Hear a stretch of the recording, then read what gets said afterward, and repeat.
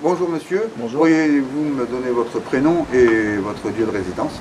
Donc je m'appelle Mohamed et je réside en ville. En ville. La ville de Montluçon. Montluçon, oui. D'accord. Alors, je vous pose une première question comme ça. Que pensez-vous de l'actuel président de la République? Franchement, Franchement, hein, ce qui nous intéresse, c'est ce que disent les gens et non pas ce que nous, on veut leur faire dire. Non, ça, on a rien à leur faire dire. On est là pour les entendre. franchement, beaucoup de promesses et à la fin déçu. Déçus. Vraiment déçu. Il a fait des lois qui servent à rien. Pour l'école, c'est de pire en pire pour les enfants. Ouais. Il a fait une loi pour, excusez-moi du terme, pour le mariage pour tous. Ouais. C'était pas la priorité. La priorité c'est le boulot et pour ça, voilà, donc moi je dis que voilà. Il a tout fait, des promesses, mais à la fin, Vous pensez que vraiment, personnellement, je suis déçu. il a dégradé les... Moi, je dis qu'il a empiré. Je dirais, Empiré. le gros truc, j'ai des enfants, ils touchent à l'école. L'école avant, c'était bien. Lundi, mardi, mercredi, les enfants se reposaient. Et jeudi, vendredi. Là, il nous fait un truc. Ils sont plus fatigués qu'autre chose. D'accord. Alors, autre question.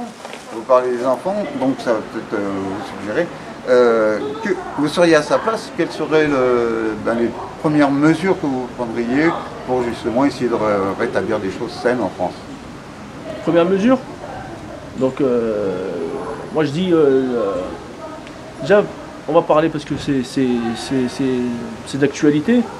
C'est tout ce qui est fonctionnaire de police,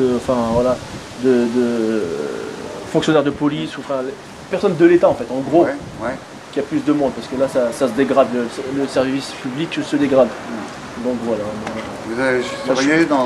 Je rajouterais en fait du personnel, parce qu'il y en a besoin, donc voilà. Que ce soit la sécu, la police, vraiment... Les pompiers, les secours, voilà. Service public, vraiment c'est le plus important. Ok, et donc une petite question comme ça, subsidiaire, si on vous donnait la possibilité de choisir et d'élire vos ministres plutôt que de voter pour un président de la République.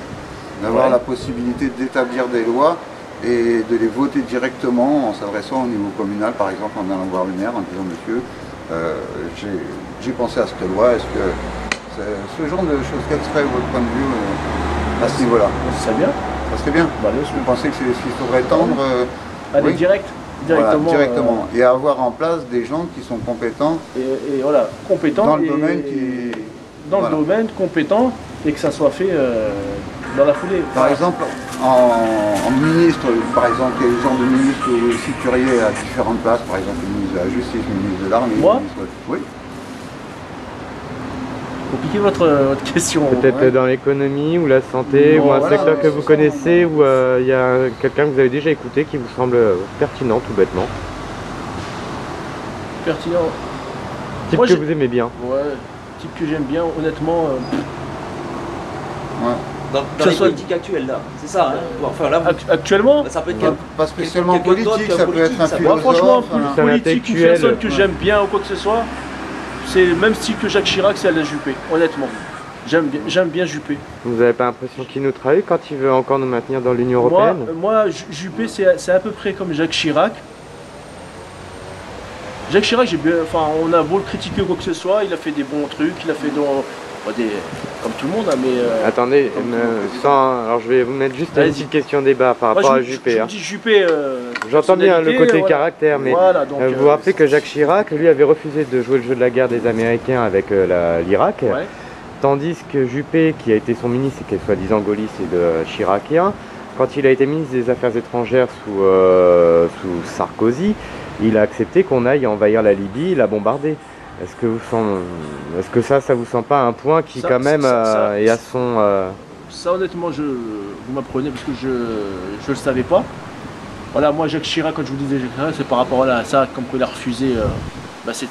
c'est un homme, il a refusé les Américains, la guerre avec les États-Unis, donc on a mis la France de côté un moment, mais bon. Parce que justement, c'est peut-être pas ça l'enjeu. Après, je vous dis franchement, si on regarde en général, ils sont tous pareils.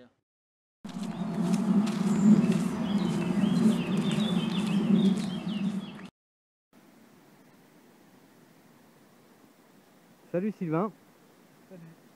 Tu es un marcheur qui nous accompagne depuis Clermont-Ferrand. Tu peux nous dire d'où tu arrives et qu'est-ce qui te motive à venir dans cette marche? Moi personnellement j'arrive du sud du Périgord et ce qui m'a fait venir à cette marche c'est voilà, cette idée citoyenne. Que les citoyens puissent participer à une action collective et sur cette route se rencontrer, échanger nos idées, nos points de vue et essayer de faire évoluer les choses parce que les motivations premières qui m'ont poussé à effectivement participer à cette marche, c'est surtout le fait que je ne veux pas laisser un avenir comme ça à mes enfants. Les décisions qui sont prises actuellement sont trop néfastes pour leur avenir et leur capacité à pouvoir, eux, jouir de la vie pleinement et comme ils devraient être. D'accord. Et tu peux nous raconter un peu ton parcours. Tu me disais que tu avais fait d'autres marches citoyennes auparavant. Voilà, exactement. J'ai eu l'occasion de participer à la marche des précaires. Je ne me souviens plus trop l'année 2006-2007, quelque chose comme ça, qui était remonté à Paris pour l'obtention des cartes Sésame, de la gratuité des transports, dans les transports. Et la marche de l'environnement sur Bordeaux qui s'était faite à l'appel de Greenpeace et d'autres organisations lors de la COP 21. Et l'idée de marche, je trouve excellente parce que ça donne le temps à chacun, comme je le disais tout à l'heure, d'échanger, mais à nous-mêmes aussi de réfléchir proprement sur nos engagements et nos motivations justement et puis les solutions, parce que c'est bien de dire non, j'en veux plus, mais il faut qu'on soit en mesure de pouvoir apporter des solutions et répondre aux questions qui vont être posées. D'accord. Alors, je vais te poser maintenant les questions qu'on pose aux gens que l'on croise. Qu'est-ce que tu penses de François Hollande? Il n'a vraiment pas eu de chance. Vraiment pas eu de chance parce que si on se souvient bien, c'était plus Strauss-Kahn qui était, mais M. Strauss-Kahn, ma foi, voilà. Donc François Hollande, il s'est vu parachuter là. C'est un peu, oui, c'est moi, j'arrive, mais je sais pas ce que je dois faire. Et puis c'est dommage de voir une tête de file socialiste, enfin qui se dit socialiste, à mettre en place une politique que même la droite elle n'aurait pas osé parce qu'ils auraient trop peur du soulèvement populaire. D'accord. Alors imaginons maintenant que tu es président de la République, tu peux monter 2-3 réformes. Qu'est-ce que tu feras en urgence? Alors déjà l'urgence, je redonnerai le pouvoir au peuple. C'est-à-dire qu'on reviendrait dans ce principe de démocratie directe où des gens seraient choisis au hasard pour exercer avec leur volonté, d'exercer justement toutes ces décisions qui sont prises par les hommes politiques et le pouvoir actuellement. Et donc, vous, toi, moi, on pourrait dire, faire une proposition de loi, bref, essayer de gérer une société de façon saine, mais pour tous, pas simplement que pour les politiques. D'accord. Et si tu devais fournir une proposition sociale ou écolo, on va dire, entre les deux? Déjà, tout ce qui est au niveau de la distribution alimentaire, c'est impressionnant de voir le profit qui est fait sur l'alimentation, qui est quand même l'une des premières nécessités pour la vie de l'homme, et toute la mainmise qui est mise sur cette production alimentaire.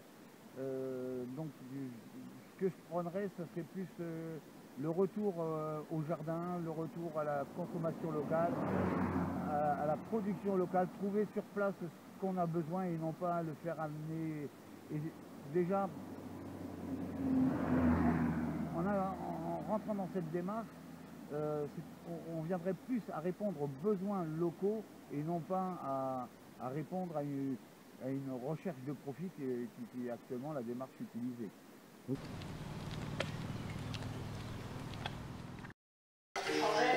Faire un petit interview, vous demandez que ça, bien évidemment. Oui, parce que... Monsieur Baron. C'est vrai que quand on approche les gens avec la caméra, beaucoup sont très pressés, c'est marrant comme les gens ils trouvent des choses à faire très rapides. Donc voilà, si eux viennent à nous, ça sera d'autant plus, on pourra leur consacrer d'autant plus de temps. Alors il y a quelqu'un qui demande pourquoi vous avez besoin d'un véhicule. Alors on a besoin d'un véhicule parce que le fait de se déplacer de ville en ville comme ça, ça nous oblige à avoir une tente, on n'a pas de résidence dans chaque ville, donc ça nous oblige à avoir une tente, du matériel de cuisine, de l'alimentation pour pouvoir se restaurer, le nécessaire de douche, les sacs à dos pour changer d'affaires. Bonjour monsieur. Bonjour. Pourriez-vous nous donner votre prénom et votre ville de résidence? Moi je me prénomme Rémi Et j'habite à la Ferté-Saint-Ouen, donc cette commune là, qui est Solognotte, c'est une petite ville de 6000 habitants en Sologne. On est bien, on est paisible. Hein. Voilà. Alors, moi je suis retraité. La question que l'on pose à tout le monde, c'est que pensez-vous de François Hollande? Monsieur, bonjour. Madame, bonjour. Le café, c'est pour qui? S'il vous plaît. Rémi, j'enlève celui-ci. Ouais. Merci. Eh bien moi je trouve que, bon je croyais beaucoup en lui, c'est vrai, je ne vais pas le cacher. Mais bon je suis un peu déçu parce que moi Et pour le les jus d'orange, voilà. pardon. Merci. Moi je suis un peu déçu parce que voilà, moi j'ai une fille de 23 ans, elle n'a pas de travail quoi, elle n'a rien. Elle a un diplôme, elle n'a pas de travail, elle ne trouve pas du tout. Elle fait toutes les démarches et tout, il n'y a rien. Non, mais moi je suis vraiment déçu. Quoi, voilà. Vous pensez avoir été trahi par... Ah oui, moi je pense que voilà, il n'a pas... Bon, c'est bien de faire des grands discours, dire voilà, on fera ça pour les jeunes, on fait ça, on fait ça. Moi je suis en retraite maintenant, moi j'ai passé 38 ans à la SNCF, donc moi j'ai une retraite et tout, donc ça va. Enfin ça va, je veux dire, je vis pas comme un... Voilà, on l'a payé toutes les factures et tout, on est comme tout le monde. Hein. Mais voilà, donc moi je vois que pour les jeunes, c'est très dur. Hein, moi, et vous pensez qu'il a l'envergure d'un homme d'État? Non, franchement non. Même déjà le regarder, moi non. Pour toi, bon après, bon, on l'a beau critiquer, Sarko, ce qu'il était, mais moi je pense que lui, il avait, bon, voilà, il a un homme qui présente, il a du caractère, il faut quelqu'un qui soit, voilà, bon, non, Hollande, pas du tout. Non, franchement, non. Vous aviez voté aux primaires à tout hasard? Aux primaires socialistes? Ah non, moi j'ai pas voté aux primaires socialistes. D'accord, vous avez laissé... Ouais, bon, la politique, moi, franchement, la politique, ça m'a dégoûté un peu, quoi. Parce que voilà, non. Franchement. C'est ce qui ressort sur nombre des témoignages qu'on en prend, les gens ont été, à force qu'on leur fasse des promesses qui n'ont jamais été tenues. Voilà. C'est ça, on dit ça, on dit ça. Et puis on fait des choses, on centralise, comme là, bon, ma fille, elle est au chômage et tout. Donc là, après, on centralise tout, on met tout au même endroit, comme Pôle emploi. Pôle emploi, elle a téléphoné à Pôle emploi l'autre jour pour un renseignement, parce qu'elle travaille des mi-temps, elle fait des mi-temps. Alors, il y a des misères, quoi, je veux dire, pour les jeunes, c'est vraiment... Et donc, on a attendu un quart d'heure avant qu'il y ait quelqu'un au bout.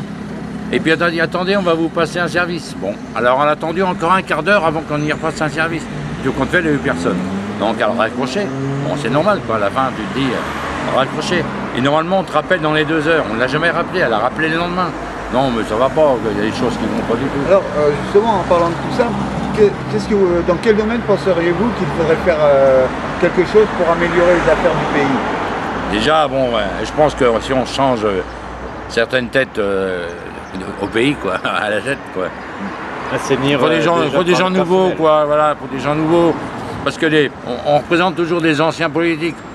Bon, il y a les anciens, bon, c'est bien, les anciens, ils ont du vécu, ils ont de l'expérience, mais il faut laisser la place aux jeunes, il faut laisser la place, moi je sais pas, moi je dis qu'il faut une nouvelle équipe, il faut des gens nouveaux, quoi. Alors, si on vous proposait de plébisciter des gens que vous connaissez, que vous savez compétents dans leur domaine, en tant que ministre, et qu'à la fin, il y ait par exemple 3 à 4 personnes qui soient affichées, qui acceptent de prendre cette fonction, et que le citoyen vienne à voter pour ces hommes-là plutôt que pour un président qui nomme un gouvernement. En clair, voter pour chaque ministre qui serait plébiscité par le peuple et certainement pas des candidats. Non, parce que là, on présente, le parti présente une personne, mais bon, moi je dis que non, voilà exactement, il faudrait présenter plusieurs personnes. Et puis après, effectivement, c'est le peuple qui dirait, bah tiens, ce gars-là, il est capable et tout, il est... Voilà. Là, on dit, ah non, telle personne, non, c'est pas bon, on n'est pas d'accord avec la ligne du parti, voilà, mais puis on le met à côté. Mais non, pourquoi pas? Et vous qui avez travaillé à la SNCF, il y a des personnalités dans le milieu du transport de façon générale que vous verriez bien ministre? Non, moi, je ne suis pas trop dans la politique. Non, sans être dans la politique, non. Mais des gens que vous savez compétents, simplement, vous diriez... Peut-être, je vois à la télé, c'est vrai que bon, je ne connais pas trop le milieu. Non, mais moi, je dis qu'il faut changer. Il faut changer pour trouver des gens... voilà. Alors, effectivement, il y a des hommes sûrement politiques qui ne sont pas trop dans la ligne de M. Hollande. On les met de côté. On dit, ben non, c'est pas bon, il n'est pas dans cette politique-là. Non, moi, je dis qu'il faut changer, il faut changer. Il faut trouver des nouvelles têtes, il y a sûrement des gens... capable, voilà, je veux dire. Et si ça doit se passer par une révolution, vous y seriez favorable? Ah bah mais moi je suis quelqu'un, voilà, moi je suis pour les manifs, moi je suis Moi, je suis quelqu'un, moi, c'est bien ce que vous faites là. Franchement, moi, j'aimerais faire. Moi, j'avais toujours dit, tiens, j'aimerais faire une marche, une longue marche comme ça, quoi. Ouais, pour, Non, mais ouais, pour montrer le mécontentement ou quelque chose. Moi, c'est bien ce que vous faites là. Vraiment, j'admire ce que vous faites là. Merci. Alors, autre question. Si on vous proposait donc une démocratie participative de façon à ce que le citoyen puisse initier, voter les lois directement. Ah oui. Voilà, non, mais ouais. c'est un système qu'il s'agirait de... Bah oui. Voilà. Vous avez quand même conscience qu'il faille changer la Constitution pour obtenir... Ah bah oui, bah faut changer. Attendez, on va attendre ce qui a fait, c'est un énorme parasite. Non, parce que là, c'est un pur sologno, hein, c'est quelqu'un, c'est un personnage. Voilà. Bah, il est gentil comme tout, hein, mais c'est quelqu'un, quoi. On va dire que la Sologne, c'est mauvais, hein, parce qu'alors là, vous êtes jeté. Hein. Non, mais en tout cas, c'est joli. Hein. C'est un très joli coin. Alors. Non, mais c'est joli, la Sologne et tout, mais... Non, mais ça va pas, il y a des trucs, il faut changer, quoi, voilà. Il faut écouter le peuple, voilà, c'est pas... Parce que maintenant, c'est la politique, c'est ça. Non, il faut écouter, Si par exemple, bon, vous voyez, on est inscrit sur une liste électorale et qu'à côté de cette liste électorale, il y a une petite encoche où je serais partisan pour être... Si je suis tiré au sort, je serais prêt à prendre ma fonction, donc vous la cochez. Et vous êtes tiré au sort pour constituer un Parlement plutôt que d'avoir nos députés qui disent nous représenter, mais que ce Parlement soit réalisé par des citoyens qui auraient été choisis au sort pour... oui, moi je pense que c'est mieux. Enfin, moi, vous seriez actif tout à fait. Bah oui. Non, mais il faut pas que ce soit... Moi j'en ai marre, c'est vrai que c'est toujours en haut, parti, en haut, machin, c'est eux qui décident. Il faut l'avis des gens sur le terrain. Bah, je sais pas, mais... Moi j'ai lutté, moi j'étais 38 ans de SNCF, j'étais délégué syndical, il faut lutter, il faut bouger, il faut... Alors si c'est pas indiscret, vous avez démarré votre carrière en quelle année? Moi en 76. En 76? Voilà. Donc vous étiez vers la fin des 30 Glorieuses du coup? Oui, les grandes grèves après dans les 80, voilà. Et non, mais bon, ça a été... Mais tout s'est détérioré. Avant, il y avait une ambiance, il y avait de l'ambiance. Bah, comme dans le temps, les grandes sociétés. Le chemin de fer, c'était connu, une grande famille.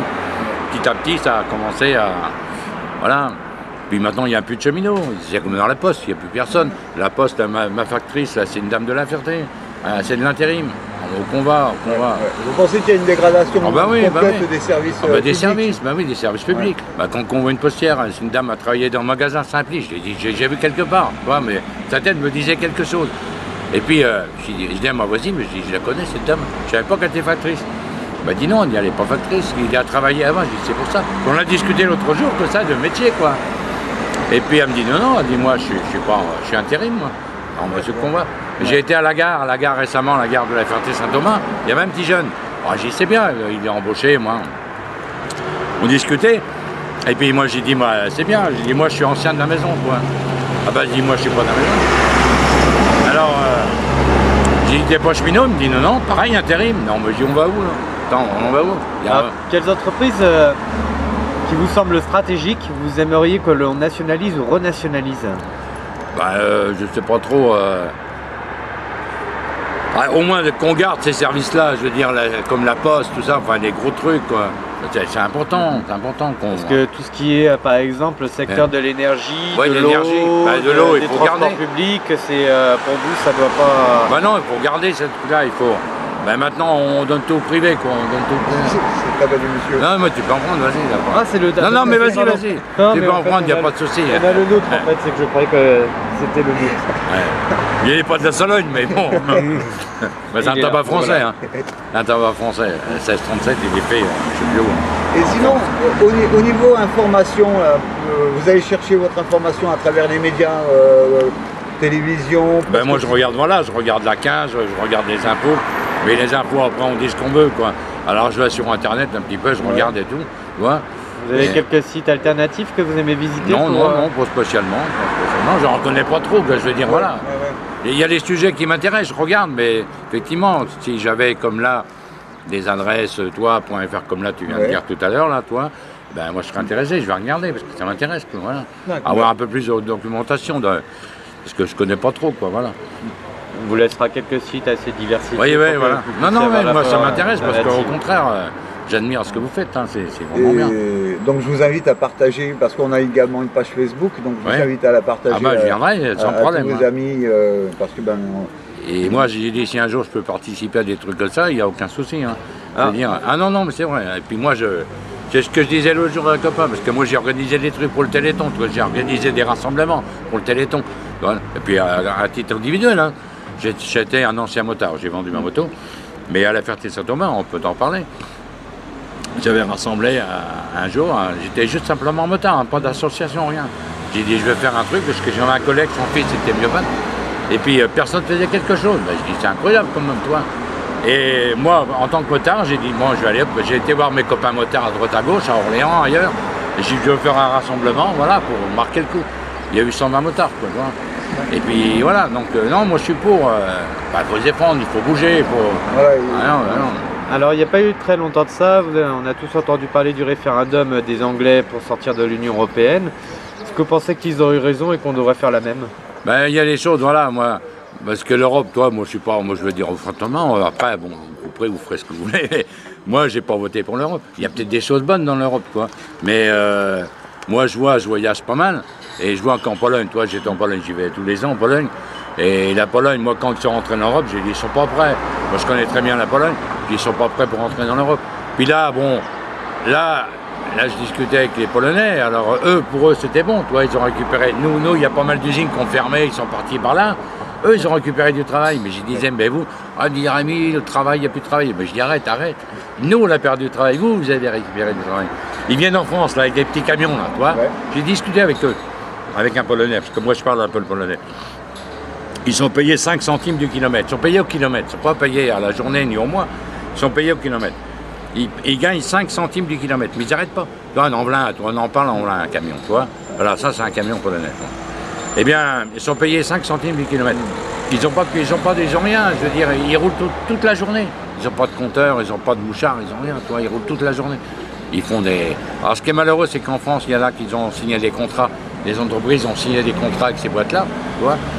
Et en Pologne, à Cracovie, j'y suis allé au mois de septembre, on a deux camions. Et j'ai vu des boîtes d'intérim, tu vois, des boîtes d'intérim en Pologne, qui travaillaient avec la France, c'est pour trouver du travail. Ils cherchaient des soudeurs, des chauffeurs, des... Mais incroyable, attends, faut arrêter, quoi. Comme si on n'avait pas en France. Bah, comme si on n'avait pas en France. Tiens, moi j'ai fait des déplacements les SNCF, on logeait dans les gîtes. Une fois dans le nord, et puis il y a une dame, et je vois une voiture arriver, pas avant. Et puis la propriétaire du gîte, elle vient me voir. J'ai dit, ah bah vous avez des Polonais, parce que derrière sur la plaque, il y avait marqué PL. Ça va bien? Ça va? Ça va? Bonjour. Et j'ai dit, vous avez des Polonais? Elle me dit, oui, elle dit, ils travaillent dans le coin. Donc ils avaient un contrat, pareil, qui venait de la Pologne. Voilà, c'est une entreprise polonaise qui avait, voilà. Et ils gagnaient 2000 €. Les gars, ils travaillaient du lundi au samedi midi. Voilà. Ils venaient avec leur voiture perso, parce qu'ils avaient une voiture perso. Donc l'hébergement était payé par l'entreprise, mais le reste, il fallait qu'ils se débrouillent. Donc ils travaillaient du lundi au samedi midi. Ils gagnaient 2000 € net par mois. Et comme si on n'avait pas de soudeur en France, quoi. Ah non, ben bon. Alors moi, je leur ai dit, moi, toi, là-dessus, je suis pas d'accord. On n'a pas de boulot, on n'a plus rien. On n'a plus rien quand tu vois tout ce qui ferme et tout. On dit, bah non, ça marche pas, ça marche pas. Mais attends, faut arrêter, quoi. Vous faites une relation entre les traités européens et les délocalisations? Ah moi, oui, parce qu'il y a les endroits qui sont fermés. Moi, je peux te dire, moi, je te parle de la Pologne, parce que je connais la Pologne, peut-être qu'ailleurs. Mais moi, il y a une grosse boîte en Pologne, je ne me rappelle plus où elle est implantée. Bon, elle est implantée dans le début de la Pologne, pas loin de l'Allemagne, pas loin de la frontière allemande. C'est Volkswagen. Immense, mais immense, immense, immense. On est passé devant, mais on n'est pas rentré. On est passé devant, et là, donc, le copain polonais, il me dit, Rémi, tout fier de me montrer une nouvelle usine. Mais il dit, toi, Rémi, ici, c'est l'usine Volkswagen. Mais c'est immense, immense, immense. Bah oui, j'ai dit, bah, vous avez récupéré, vous, avec l'Europe, vous avez récupéré du travail. Mais bon, voilà. En fait, les Polonais traversent la frontière pour aller travailler en Allemagne. Beaucoup en Allemagne, ouais. Et les femmes, beaucoup de femmes retraitées, même retraitées, polonaises, ils vont travailler, ils vont faire des ménages en Allemagne, tu vois, ou des gardes à la personne. Voilà, c'est gardes à la personne, tu vois. Bah, pour 1000 €. Moi, je connais quelqu'un, et c'est véridique, hein, le mois de septembre dernier, tu vois. Pour 1000 €, 1000 €, la personne, une polonaise, elle va travailler en Allemagne. Elle est logée, nourrie par la personne. Bon, elle s'occupe d'une personne âgée, tu vois, du matin au soir. Enfin, bon, elle a des horaires quand même. c'est de 6h ou 7h le matin jusqu'à 22h ou 21h, toi. Mais elle est à côté de la personne, elle ne fait pas le ménage, elle s'occupe de la personne. Voilà, ouais. Toi, elle la lève le matin, donne son petit déjeuner, voilà. Elle s'occupe de la nourriture, de préparer le repas, mais elle ne fait pas le ménage. Enfin, Voilà, ça, voilà. ouais. Elle s'occupe que de la personne. Pour 1000 € par mois. Ah ben ça c'est certain, ça je peux te le dire. Hein. Ça fait Ouais. sacré Ben eux ils amplitude disent, journalière. ouais, ah putain, 1000 €, 1000 €, ben oui. Ils gagnent, le salaire polonais, il est 500, 550 Ouais, €. c'est la question que j'allais vous demander, le salaire moyen polonais. Ouais, il est de donc, 500 €, on va Ouais, dire. 500 € au mois de septembre, hein, dernier. Ouais, Mois de septembre dernier, ça va faire un an, tu vois. Ouais, ouais. Voilà. Pour vous, ça ressemble réellement à un projet internationaliste de l'Union Européenne pour le coup, ou ça n'a rien à voir avec ça, c'est Ah plutôt un Moi je dis que. projet capitaliste pur? Oh ben moi voilà, c'est un projet. Ceux qui ont fermé les usines là, qui sont partis là-bas, c'est pour le fric, faut pas rêver. Enfin, bon, bah non, il y a des trucs, il y a peut-être des bonnes choses, mais bon, moi je vois que. Vous savez, dans les interviews qu'on a eues, beaucoup de gens qui pensaient à l'Europe, qui étaient pour l'Europe, Ouais. sont également complètement déçus. Ouais, parce ils sont déçus. qu'ils s'attendaient à une Europe beaucoup plus sociale et beaucoup Oui. plus tournée vers les gens. Et quand ils envoient ce qu'ils en font, je pense que, et justement, seriez-vous, vous, partisan d'un référendum en France Bah oui, mais moi je serais. Et- Moi j'ai voté contre, hein, moi je le Ouais. dis, moi j'ai voté, c'est pas parce que ça va mal maintenant. Et là, parce que- vous voteriez pour la sortie de l'Europe. Ah ouais, moi voilà, il y aura un voilà. Un Moi j'étais référendum, contre, ouais. j'étais contre.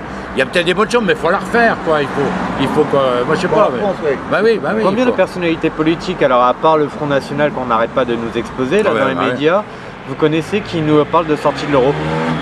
Bah je sais pas s'il y en a beaucoup. À part la mère Le Pen, vous Ah oui, bah, vous la en voyez mère pas Le d'autres Pen, à la télé? non. Et Non, vous ouais. pensez que c'est fait exprès? Bah, je pense qu'on ne veut pas en parler, on veut dire l'Europe, on dit toujours du bien de l'Europe, mais bon, il faut peut-être pas voir aussi que le bien.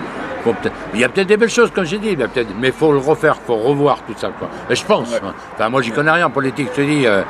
Moi, je suis ça comme ça, mais je vois que ça va mal. Il y a sûrement des bonnes choses, mais il faut revoir tout ça, quoi.